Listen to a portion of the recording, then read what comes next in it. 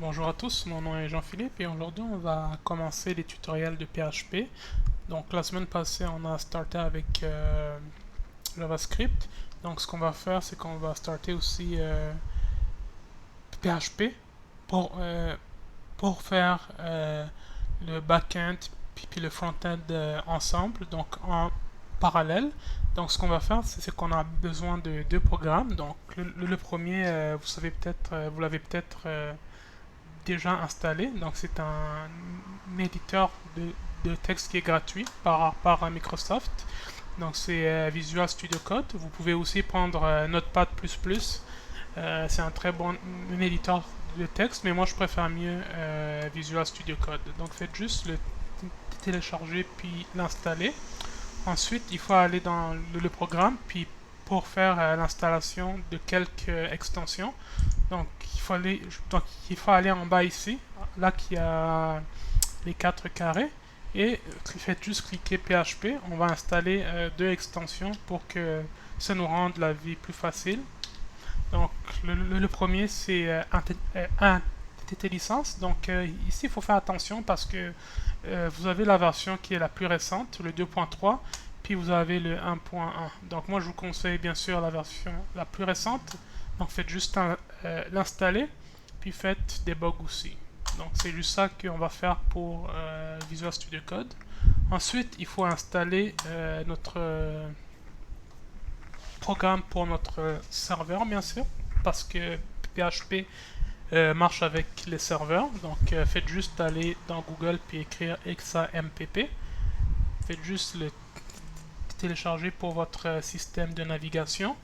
Ensuite, quand vous l'aurez installé, il faut aller dans le directoire que vous l'avez installé. Donc allez dans C, vous l'avez peut-être mis dans C, et cliquez sur exampp. Puis nous, on va juste prendre le exampp control ici.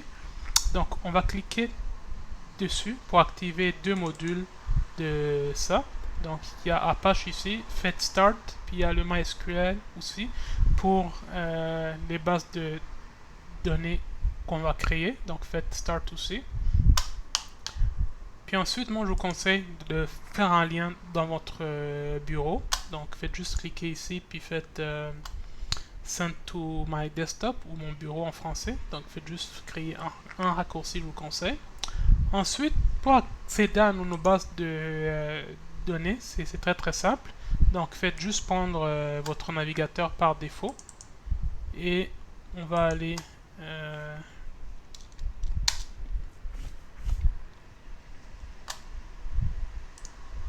et on, on va aller ici. Oups. Donc ici on va aller dans localhost. Faites juste écrire localhost ici et faites php myadmin. Donc ça va nous permettre d'accéder à notre base de données. Donc ici vous pouvez cliquer ici dans la base de données. Donc si vous êtes francophone en fait vous pouvez même le mettre en français. Moi je préfère mieux en anglais, mais on va le mettre en français pour le tutoriel ici.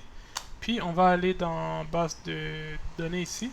Puis on va créer notre première base de données en fait pour la longueur de notre tutoriel, donc de notre playlist. Donc on va appeler notre base de données YouTube PHP et on va la créer ici. Donc vous pouvez voir qu'il n'y a pas de table bien sûr, donc c'est ce qu'on va faire dans les prochaines vidéos. Ensuite, donc c'est vraiment tout, fait que dans la prochaine vidéo, je vais parler un peu plus de PHP, puis là la façon de faire des fichiers dans notre éditeur de texte. Donc merci beaucoup, puis n'oubliez pas de vous enregistrer à cette chaîne, puis de liker cette vidéo. À très prochainement.